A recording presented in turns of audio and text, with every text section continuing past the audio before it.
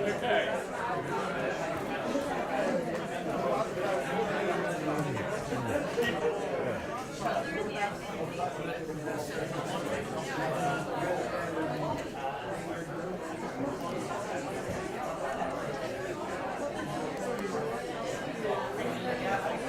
Yeah, you need it. Yeah. If I hit your head on the table, Peter. Okay, good evening. Right, make a start to proceedings, please.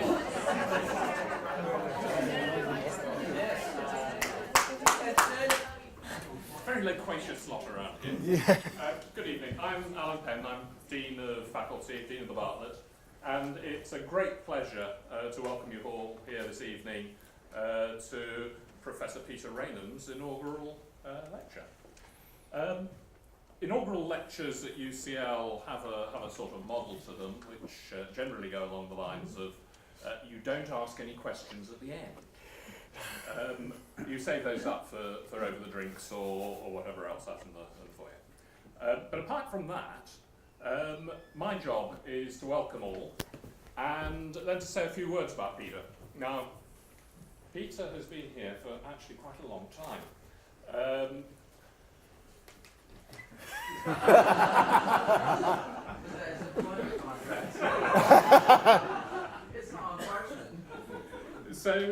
So Peter, in fact, he started off in industry. He started off working at Osram and then at Philips.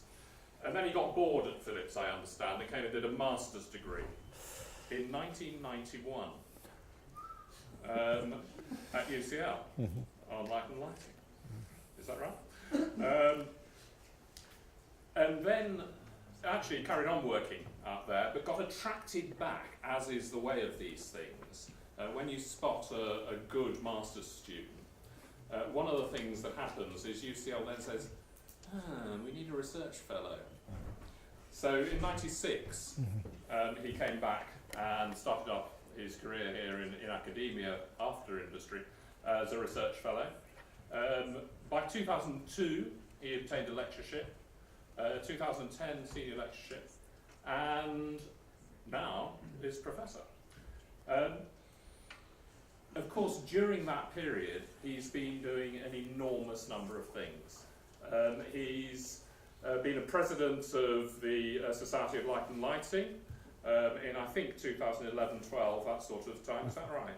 That's about then, I think, from what I can figure out. He was awarded the Chartered Institute of Building Services Engineering Medal in 2006. He got the Society of Light and Lighting Award in 2015. Prize-winning. He's been instrumental in the way that the codes for lighting have been written in the UK and in Europe. And I think his relationship between academia and research and industry is phenomenal. It's a quite unique career trajectory and quite a unique body of experience. So I'm really looking forward this evening to hearing about the lit environment.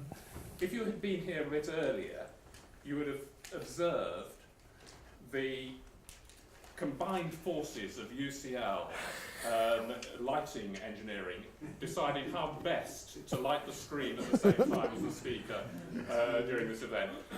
This was not Peter's doing, by the way. This is how UCL manages the lit environment.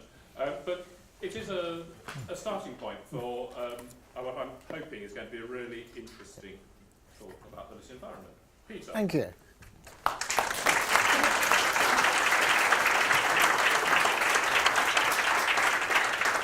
Well, thank you, Alan, for a really nice introduction. And I think a lot of thanks are going to have to be given out this evening before we get started, because I've only achieved this with massive assistance from lots of people within the IEDE and the Bezier and all of the faculty. So I'm really pleased to say thank you to everybody involved.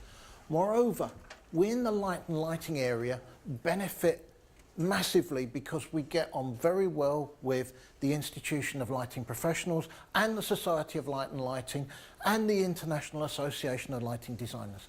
They are a great help to us in supporting our students, and likewise they're a great place that we can go to try out ideas and talk to people who are doing lighting for real. That said, I think it's time for me to move on to my topic for this evening. And I was worrying very, very much about what I was going to say tonight, and fortunately within our department we have some really useful colleagues. And one of those colleagues said, if you're not sure what you're going to say, there's a really simple expedient for solving all of these problems. And he just said, undo the flies of your trousers and nobody will pay any attention to what you're saying. They'll just be watching in case anything happens. Well, unfortunately, I thought that was a little bit lacking in decorum somehow. So I'm afraid you got to listen to something about the lit environment. So the lit environment is an odd sort of term, and from what I can work out, it's my first encounter with the term comes from a guy called Peter J, and he was working in lighting research, I guess in the 60s and the 70s, a little bit before my time. I'm sure there are one or two people in the room who remember. And he didn't talk about the lit environment, he talked about the lighted environment. And I'm not 100% sure that I would be happy talking about the lighted environment. It sounds like something that came out of the 1820s or 1830s. They might have used a term like that. So we have this concept of the lighted environment or the lit environment, and what I propose to do to get things started is to do a little bit of an explanation about what I think it is and then run into some history. So if we think about the lighting process in the most simple way, we can think about it as we have light sources and we have people watching what is in the environment. So we have light sources illuminating the environment, and then we have people looking at that. And the reason that we actually bother to do any lighting in the first place is to facilitate people's relationship with their environment.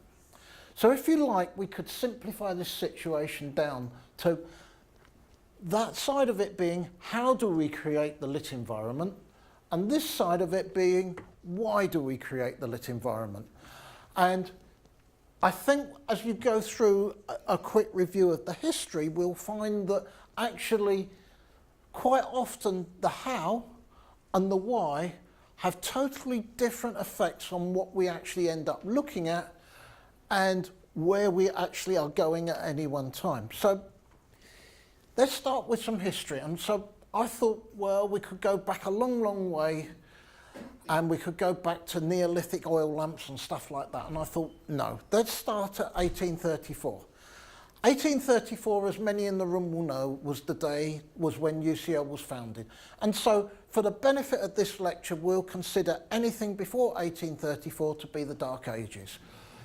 So back then, 1834, or early, that part of the 18th century or 19th century, what did we have?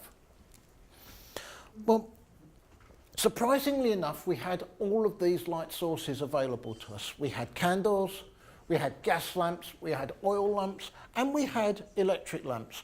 Now, I know a lot of people think all of this goes back to Edison and Swan in the 1870s, but actually Humphrey Davy created an electric lamp out of carbon filament in around about 1800, and De La Rue made a platinum filament lamp sometime about the 1820s. So they were out there. The great problem with electric lamps in those days was there was no easy way to get electricity. You could make batteries and stuff, and they were fine, but they sort of didn't last that long, and the technology for making lamps was very, very limited. So we had those light sources. But they, in their own right, were extremely complicated. This guy here, Michael Faraday, in 1834, actually gave a series of 6 Christmas lectures as part of the Royal Institution series of Christmas lectures. And he talked about nothing but the chemical processes inside a candle. Now, this guy actually is probably one of the key founders of the electric lighting industry, because he actually then went on to develop ways that we could mechanically generate electricity. Granted, a lot of the work then got taken up by other people like Siemens and Edison and Tesla and all of that, who've got the big name for it, but Michael Faraday laid down the basic physics. Now, in those days, light was extremely expensive, relative to what it would be today. And there's a lovely quote from Christmas Carol where it says, "Darkness was cheap and Scrooge liked it." But actually underlying that statement, there's something a bit more important, and that is that it was considered mean not to light your home. It was only mean people. So there was, if you like, there's a sort of spirit of generosity and warmth about having a lit home. Despite the expense, people actually desired light way back then. Now, industrial lighting was 100% by daylight. As you can imagine, about this time they were building hundreds of cotton mills in Lancashire, and the only practical way to light them was to have buildings with, hold on, if we can get this to work, lots and lots and lots of windows, and we see the windows here, but in general we could say that that environment was incredibly gloomy. I think it would be a fair comment to say the concepts of health and safety just did not exist in those days. A modern health and safety inspector would shut that place down in 2 minutes. One good thing on the daylight side, in 1851, window tax was abolished. So it meant that you could have as many windows in your building as you like. Up till then, you'd have to pay a certain amount of tax for dwellings with windows in, above certain restrictions anyway. But when we got to the beginning of the 20th century, there was a lot of technological development. And actually about 1900, it was not clear which way it was going to go. And the clear technological development had been, one, getting rid of carbon filaments and moving to more metallic filaments in lamps, so the efficiency was up. Still horrendous by modern standards. And also giving it a run for its money was gas mantles. Gas mantles came in later 1870s, 1880s, and these started to get seriously efficient. So it became practical to actually put reasonable levels of illumination in our streets at night. And there are still some of those in use in various parts of central London, and I suspect there's a fair amount of real estate in Berlin that's still lit by those things. So, hold on. About then, there were people asking questions, and at that stage the two main questions were, how can we make this electric lighting more efficient, and how can we compare its outcomes to what we get from other things? So in other words, there was no system of what we would now call photometry, and B, we didn't know how to make things more efficient. So back in something like 1896, the electric companies commissioned that guy there on the left, who is Max Planck, to investigate how to get more efficiency from an incandescent light source. And he spent about 6 years going through this because all of the mathematical models that he tried sort of failed. And generally all of the traditional mathematical models started to predict that all of the energy from any given body should come out really at the blue end of the spectrum. And this became known in the late 19th century as the ultraviolet catastrophe. So after staring at his sums and knowing what the answer should be, he found that if instead of assuming that energy was infinitely divisible, he assumed that there was a unitary or quantum transfer of energy at any one time, then he could predict that the black body radiation curve would be exactly what it should be. Now this I think really to Max Planck in the early years was very much anathema. He was used for doing classical physics, he's a classical physicist, and so he became somewhat the unwilling father of quantum mechanics. And his message to the lamp companies was not a good one. His message was basically, the only way you make the system more efficient is by making it hotter. And if you make any metal filament hotter, it's going to melt more quickly or evaporate more quickly. And so the industry didn't like this finding, but it did spur on a lot of technological development in making tungsten wire and developing tungsten as a material for lamps. Meantime, international agreement was going to be needed to assess light sources against each other. And so even in 1913, there was the Electrotechnical Commission, and the Electrotechnical Commission actually spawned an organisation which we all know today called the CIE. And the CIE by 1924 had fully established the human responsiveness to light and established what we would now call the lumen. Now I'm sure anyone who studied lighting will know one thing about the lumen, and that is it's wrong. But it's good enough for us to work with, and as it's been using it for the best part of, well, not quite at 100 years, but it's getting on that way. And so the lumen we're stuck with, and we all know sort of what it means.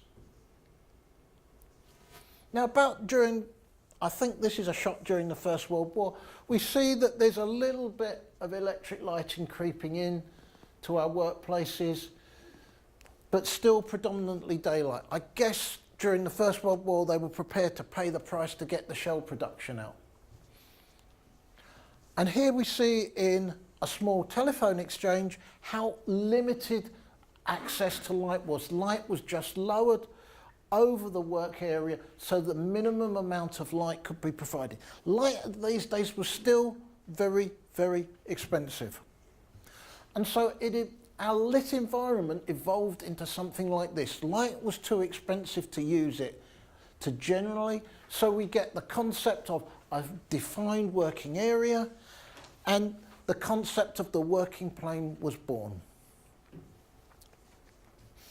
Now, about this time, courses in lighting were starting to be offered, and I pick up two because I think we have people from both of these here today. The Northampton Polytechnic Institute, now better known as City University, did illumination in the nature of light and radiation. I don't know if S.D. Chalmers is still remembered. And in University College, an advanced course of lectures on illumination and photometry. But this was very much about the mechanisms of light, how we created, measured, propagated, did calculations with light. People are just assuming that we need light on a working plane, we need things to go forward so that we can have light there, and we just need the maths to support that. There's no concept about lighting for comfort or anything else at this stage. So, a guy called Weston did a lot of research, and I'm trying to think, I guess mainly in the early 1930s, maybe in the late 1920s, a little bit before my time. And he then took that research, did surveys of various industries, and produced what effectively was the first SLL code for lighting. And this is an extract from it. We've got some really interesting stuff like coal breaking, cutting, washing and screening of coal. You need light for. Now, I'm sure nobody does any of these things like that. We need 10, in an operating room, we need 10 to 25 foot candles, so that's about 150 to 250 lux by modern standards. This we would all now regard as incredibly dark. But then we had the situation that light was still expensive, and if you like, the amount of light we trade into an operation is dependent on two things. One, the cost of providing it, and two, how much we actually need. And generally, in a free world, most people would like more light for any given situation, but providing light always has negative consequences. And sort of going back to here, we can see, well, when light was more expensive, we tended to use less of it. And there's some lovely recommendations in the code. These illumination values were on a working plane, and it was deemed to be 2.9 feet, 2 feet 9 inches above the floor. And I'm trying to do the sums, but I think that's got to be somewhere a bit over 800 millimeters. And we've got this concept of uniformity. We've got this 70% uniformity factor, and we've been stuck with that pretty much ever since. So in other words, in 1936, probably the die for the next 60 years of the lighting world was set. It was all about focus on the working plane, focus on providing light for people to do things. Anything left over was just waste, so don't bother with it. And this concept has pervaded the lighting industry and the design industry for a long, long time, and it's probably just as well that this concept is coming to an end now. So the next big technological breakthrough was the tubular luminescence lamps. Tubular luminescence lamps were what we would now call fluorescent lamps, and these became the workhorse for the latter half of the 20th century, and only really been replaced by LEDs within the last 10 years or so. Now, I'm going to focus for my information here on one paper written by a guy called Krytov, and unfortunately Krytov's paper is remembered for just one thing, and it's this diagram relating colour temperature to illuminance and preferred zones. And if there's one thing that we know that's probably wrong about Krytov's paper, it's this. But this is the one thing he gets remembered for. So let's forget about that and the sorts of things he talked about. Optimization of tubes. He did some maths and said the optimum length given at the then technology would be 110 centimetres, and it would be 31 millimetre diameter would make the most efficient fluorescent tube possible. And he said that the optimum circuit for running it was this, and this is the switch start fluorescent circuit, which whenever you go into a room and the lights flick on, that is exactly the circuit that's being used. So Krytov back in 1942 had everything pretty much sewn up. He actually was able to relate what colours were easily going to be available from fluorescent lamps. And he also came up with a very important concept. He said that if you put more than 1,000 lumens per metre into a fluorescent tube, we will have glare problems. And it was absolutely right. So what happened?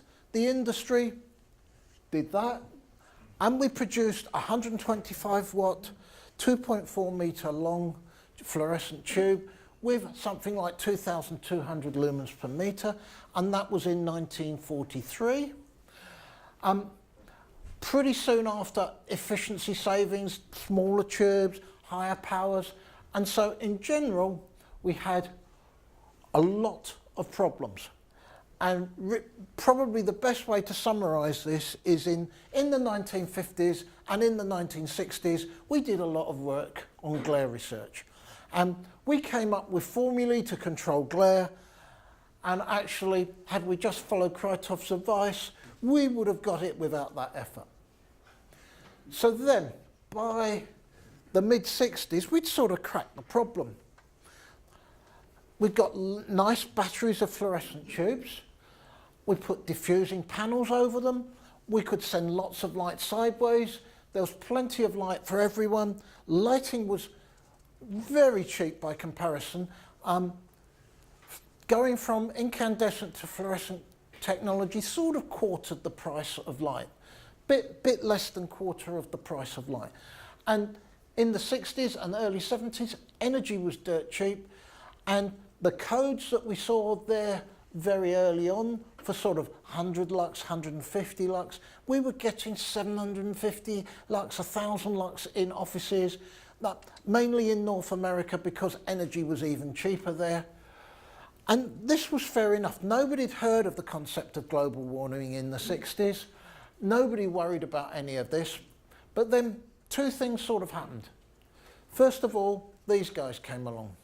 This is a digital VT100, which was probably one of the first commonly used display units. Came out, I think, probably about 1975. But also in 1973, the Americans supported the Israelis a little bit more than they should have done in one of their wars out there. And so the Arabs decided, you know what, we're going to shut off the oil supply. And all of a sudden, the price of oil rose, energy costs escalated, and people started worrying about the price of energy and what could we do with anything to reduce the amount of energy we used. And fortunately, the lighting industry came up with a beautiful answer. And it was this device. This was what's called a parabolic louver.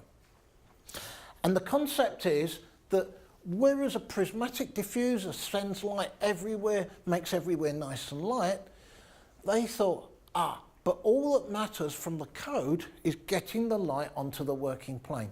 If we use this device, it will focus much more light downwards. And so everyone will get the light level they want, but we'll be putting a lot less light into the system, and so we can save energy. Moreover, if we design this well, we can actually cut off light at high angles and stop all of these stray reflections in our display screens. And these two factors together actually produce the biggest disaster that we've seen in the lighting industry.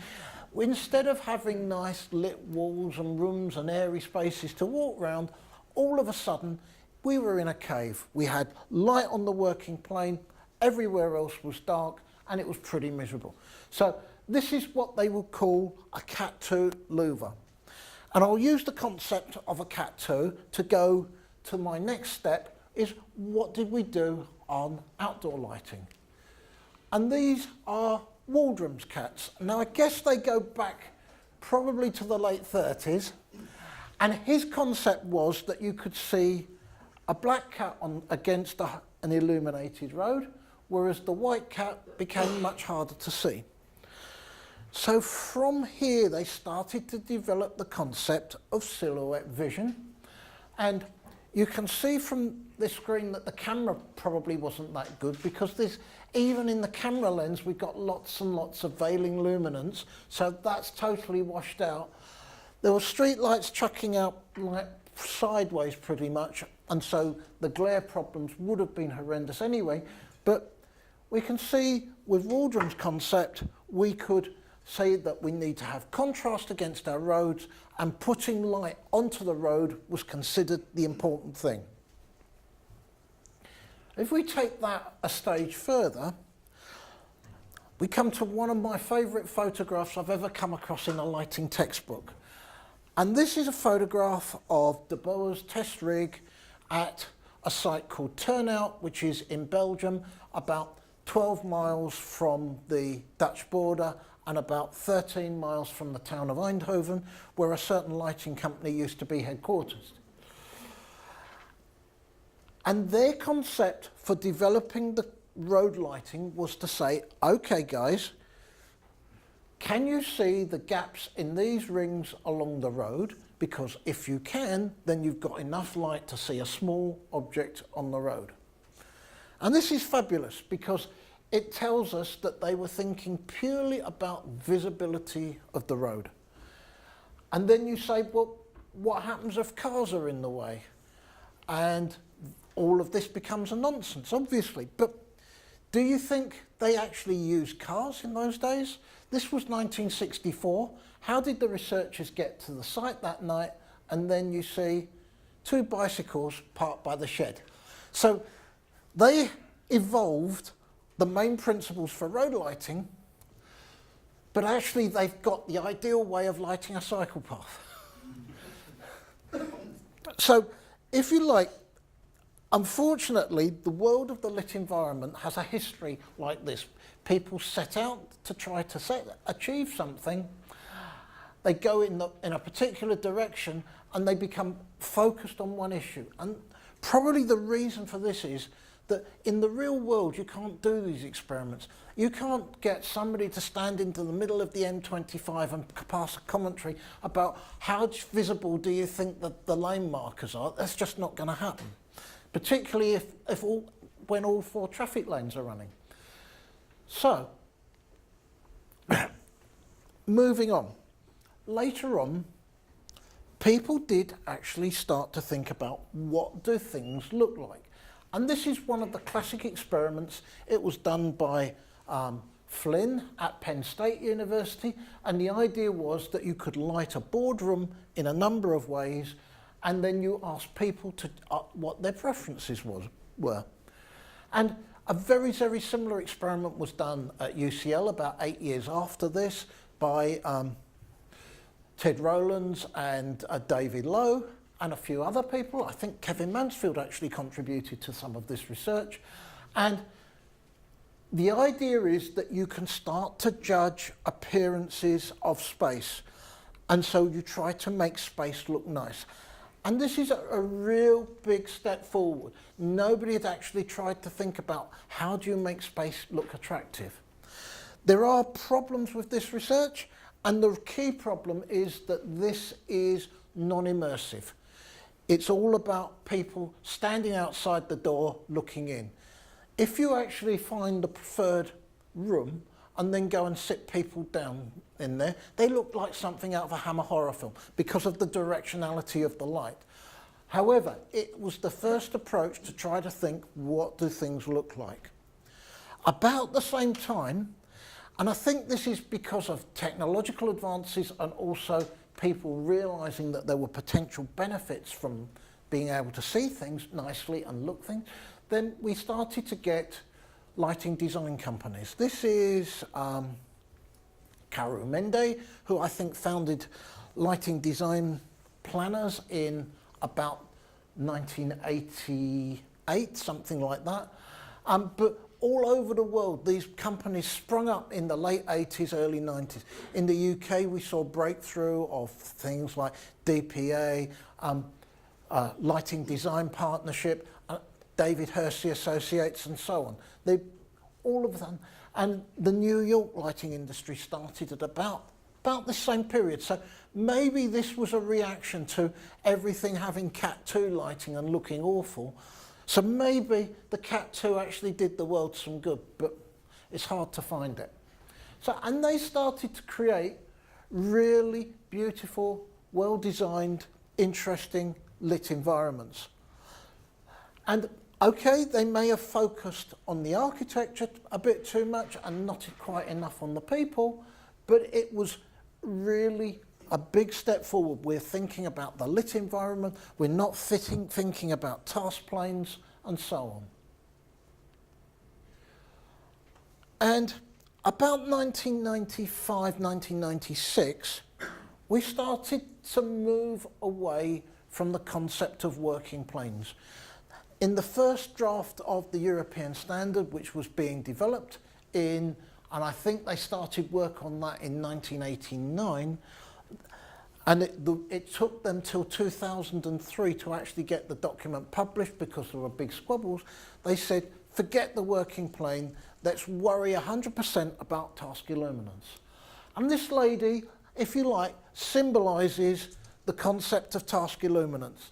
She's obviously got a complicated task to assemble. She's got a lens trying to help make the task bigger. They're pumping a lot of light into that task.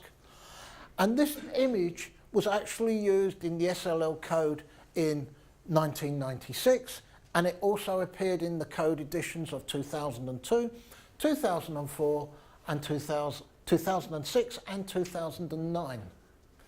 There's just one problem, and that was this lady got made redundant in 1992.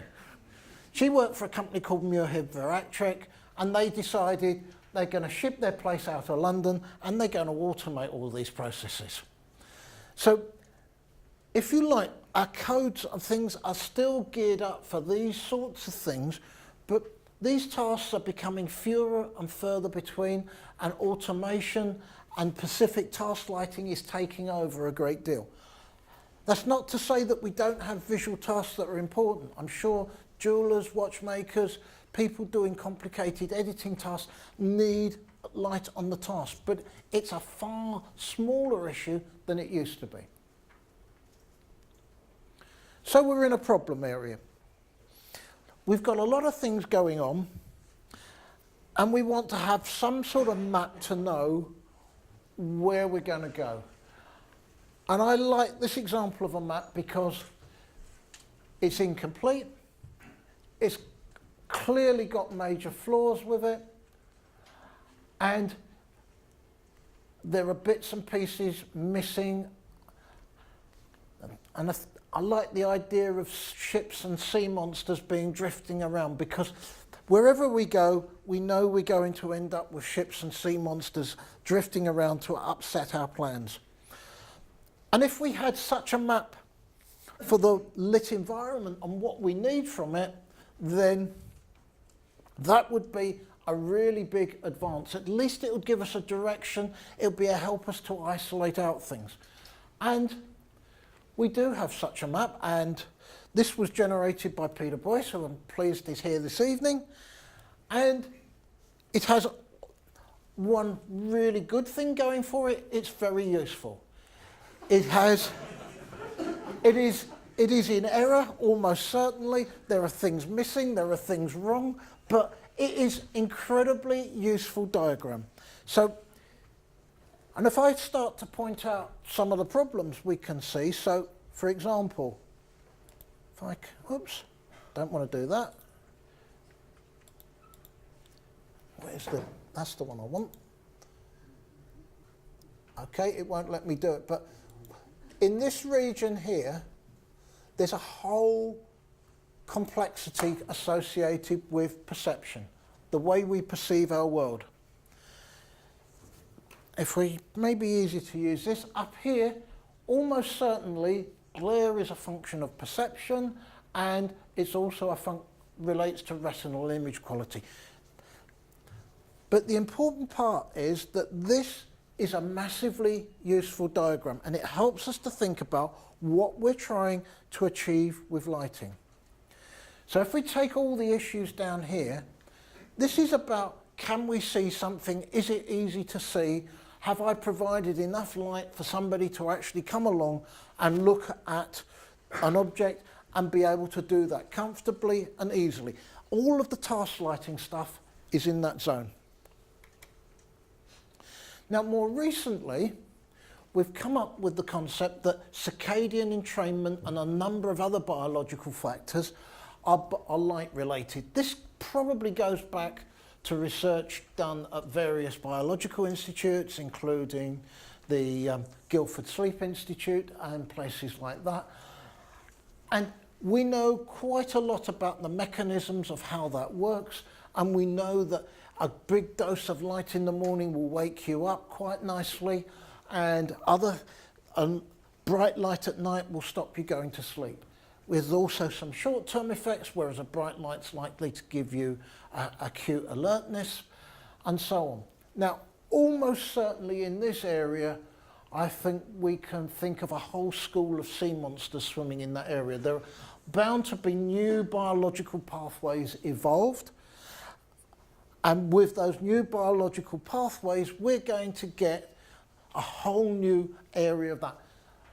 The problem that we might get to is if we explore that, that will become more and more complex, and when we reach a certain level of complexity, this diagram will be no longer useful.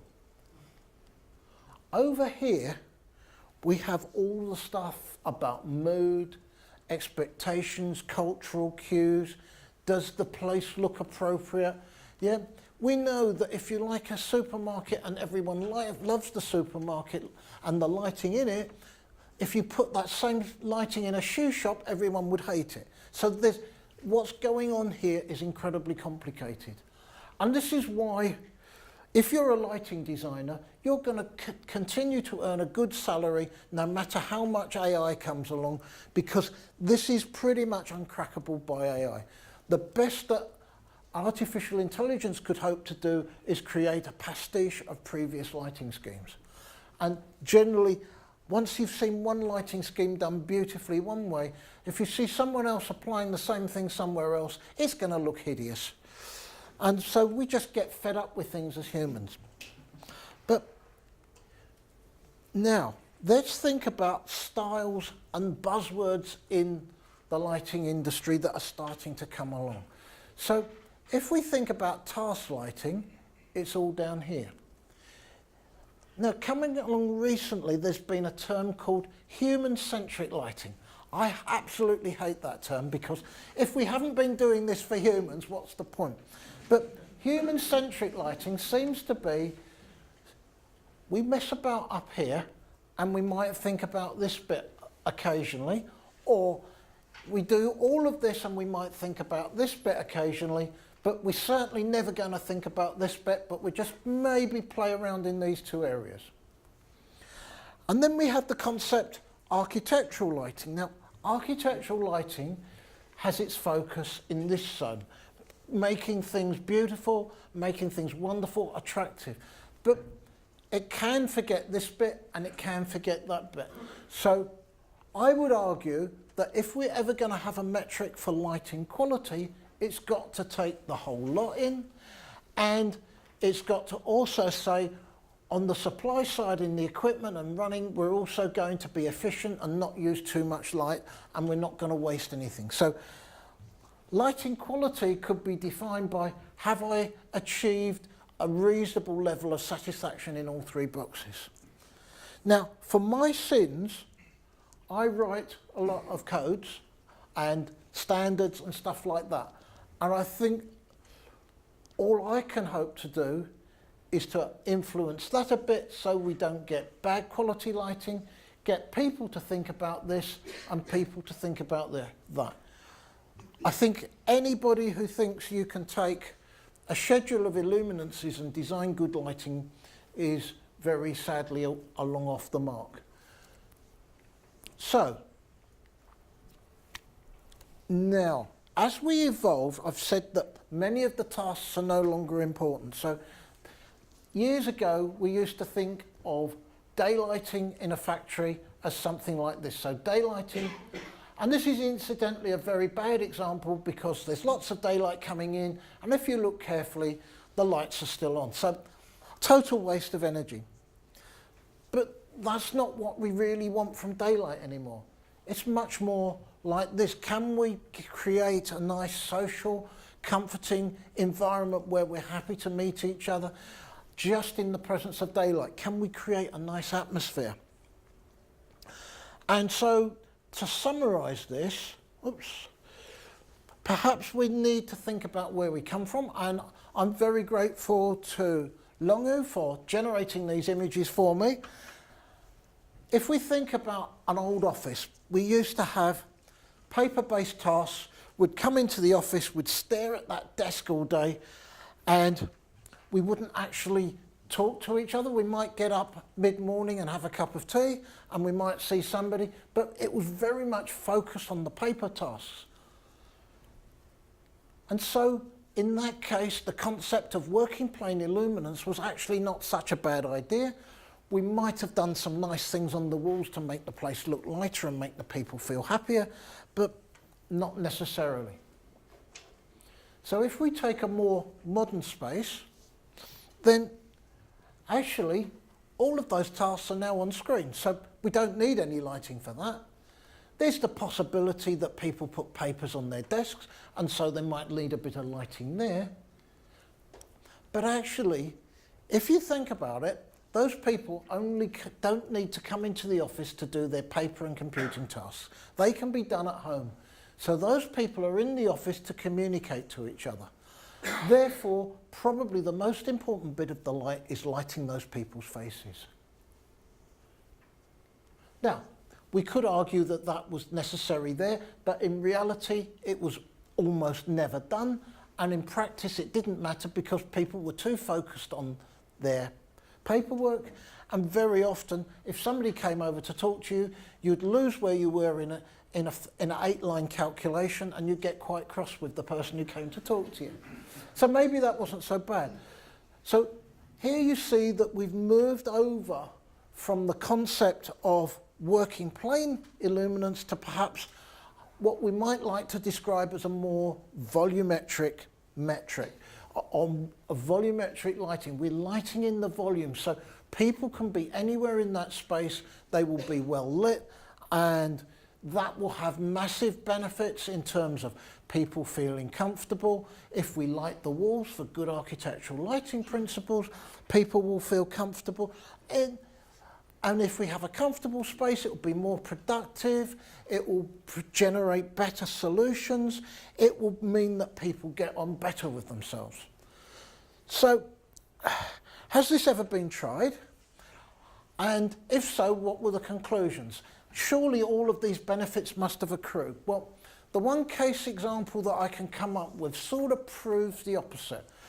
And in this room, there is none of that good working ability, no ability to reach decisions quickly, no ability to even be civil to each other from what I can detect. But this is one of the first buildings that I'm aware of that was ever conducted on these principles. Now, it's got to be said that this was done before any sort of the theoretical underpinning from people like Kit Cuttle and Sylvia Pong ever came on to talk about light in the volume of space. This was all calculated by vertical and horizontal illuminance, looking at ratios of vertical to horizontal at head height throughout the entire space. And it was done for a very good reason, that they needed to televise Parliament and they didn't want all the MPs to look like something out of a Hammer horror film. So the flow of light through this space was calculated to the most nth degree. And it's actually, to stand in, it is actually a very comfortable space. The problem is, the people you put in there are not necessarily ideal to take full advantage of it. However, I would argue there are potential benefits to really good lighting. Perhaps we have to be a bit more circumspect in claiming those as being absolutely fabulous in all circumstances. So, to conclude, I think we've reviewed lighting going back to 1834, and in the history of this university, it's been nice to see how things have evolved. But it's often been that there's been pressures from light source manufacturers who've been trying to dominate what we need rather than the human need and comfort dominating. So in any situation, there's a lot of manufacturers out there selling us lots of products which perhaps we don't need. And this is, I think, still true now that we've gone into the LED industry, where actually we're starting to see things like this product is human-centric in the way it provides lighting. It's a little bit like snake oil coming through again. So I hope you get an appreciation of what I think the lit environment is around. And to paraphrase Douglas Adams, I don't think I've been completely right here. And to paraphrase Douglas Adams, when I've been wrong, I hope I've been definitively wrong. So, thank you very much.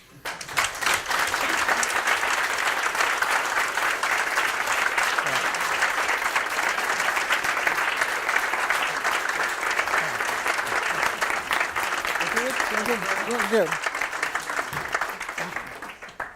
Can I Oh, good. Okay. welcome you all to come outside? Yeah, sure. Yeah. Yeah. Okay, so are they going to return? They've got two people, two responders. Oh, you've got respondents. Okay, Ah, sorry. sorry. Wrong. We have respondents. You didn't warn me about that. Oh, sorry, Alan. Respondents, please. Yeah. Sorry about that, guy. Please sit down. Yeah, yeah.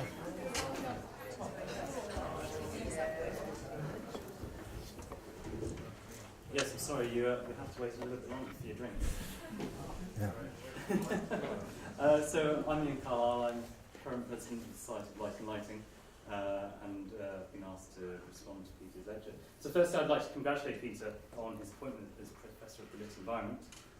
Personally, I've known Peter for about 15 years, from when I actually studied here myself, and Peter actually interviewed me for the MSc in Light and Lighting.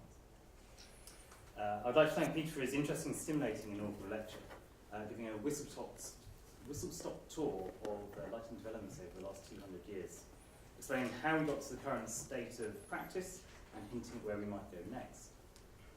Very much light was more expensive and we used less of it. And where do we go next? The past has been dominated by lux levels, the working plane, task lighting and cats. However, we live in interesting times with fast-moving technology, miniaturization of LEDs, and ever-increasing lumen packages, new technologies, and an evolving understanding of the non-visual effects of light. How do we keep up? There are also changing public attitudes with a greater emphasis put on wellness, energy consumption, connectivity, and technology. It also appears to be a greater public appreciation of light. And even in changes in the way we work, lighting of task, but that task has changed. Peter called for a map of what we need from lighting in the lit environment. However, before making any map, a survey, even expeditions need to be made. Myself and a number of my colleagues at the SLL often quote Donald Rumsfeld completely out of context, referring to the known knowns. The known unknowns, Peter mentions sea dragons, but I prefer here the dragons. And the unknown unknowns, what happens when you get to the edge of that map? There is a need to explore uncharted territory. But this is potentially wider than just lighting practitioners, educators and organisations, and needs to go into other areas of research and study. A map could help direct research, asking pertinent questions, and in doing so, expanding the borders of the map, and further our knowledge and understanding of the application of light, or what happens when you get to the edge of the map. Directing such questions as, do our metrics need to change, or be supplemented with other methods? Should we be using illuminance, or some other such method to assess the lit environment? New methods such as mean room surface excitance, for example. Consideration of lighting adequacy versus creating stimulating, enjoyable environments. Can this even be quantified? Circadian effects and non-visual effects of light. How, what, and why? Timing, intensity, spectrum, direction and duration of light, and other considerations. We are all different. Which leads on to wellness considerations. If very high light levels are the panacea to wellness, this is at odds with energy usage considerations and requirements, and comes back to what Peter was talking about. We used less light when energy was expensive. And daylight. Perhaps this is an answer to many potential problems in itself. And finally, who are we lighting for? We must not lose sight that we are lighting for humans in a space, be that interior or exterior. And how best do we meet their needs, subject to the activities they are undertaking? We're at a very exciting point in lighting with new technologies and understanding of light and its effects, both visual and non-visual, which seems to result in more questions being asked. I would just like to finish by thanking Peter once again for giving me the opportunity to respond to his inaugural lecture. I'd also like to thank him for all his support of the Society of Light and Lighting. He's currently rewriting code for lighting, and as already mentioned, he's a past president. And once again, just to finish, to congratulate Peter again on his appointment as Professor of the Lit Environment. Thank you.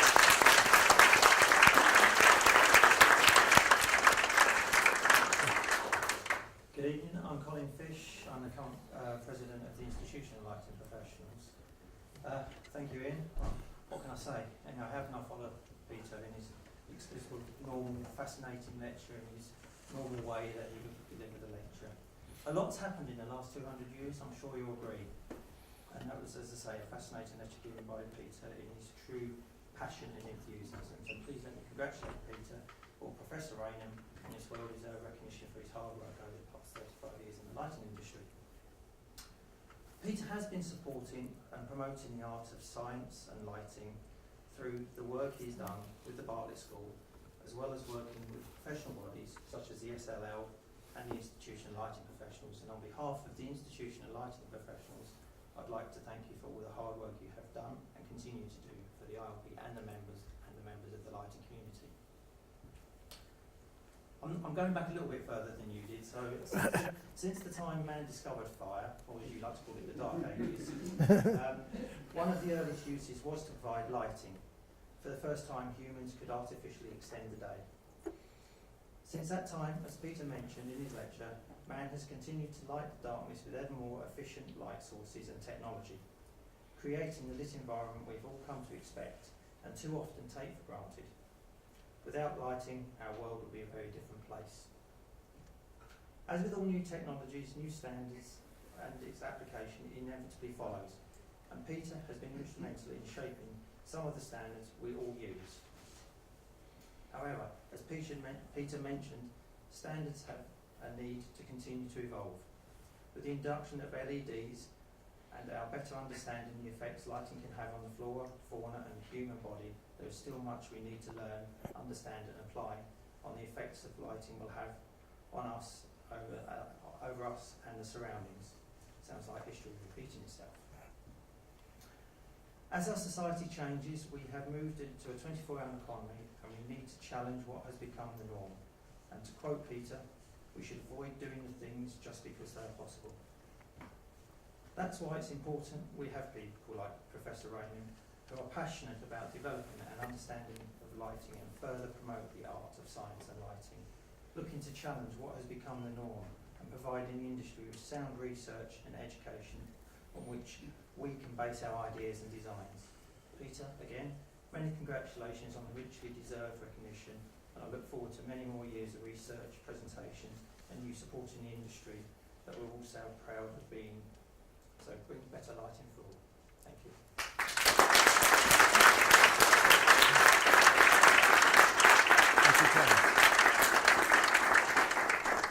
Now we can have a one.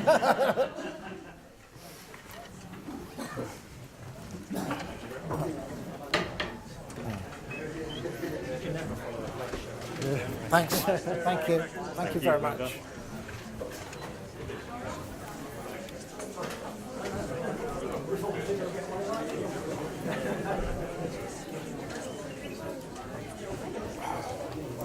Anything else? Yeah. Really interesting lecture. Oh, thank you. Thank you. Hold on, I have to shake your hand first. Thank you very much. Okay. You don't have no idea who I am, but now I know who you are. Okay, I'm trying to work it out. I'm sure I You should have no know. idea. You shouldn't know me at all. I've just heard about the lecture, heard about your work. I went, oh, it's him. Right. I'll go. Okay. Okay. Where are you? I'm based in London. Okay.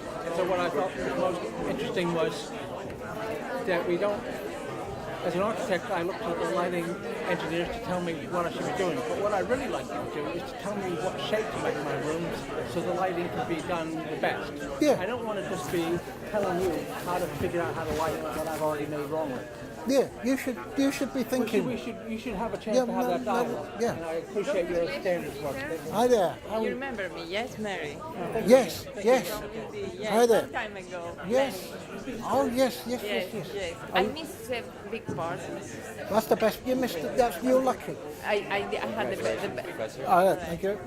I saw the good part or the best part? Or I don't know. I don't You know. don't know. Anyway, there'll be the video out in a couple of weeks. in a couple of weeks. So which side?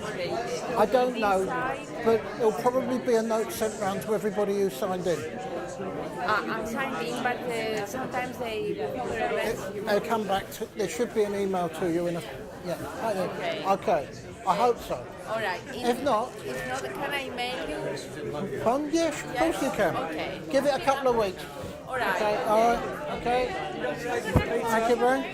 Thank you. Very pleased for you. Yeah. Thank you. Glad you could come. Oh, did Jonathan Yeah. send you pictures? Oh, that's a good point. I was going to run off with it. Right, so I pull from about here somewhere. That's it. Great. Okay. Thanks very Thank much. you. Sorry about that.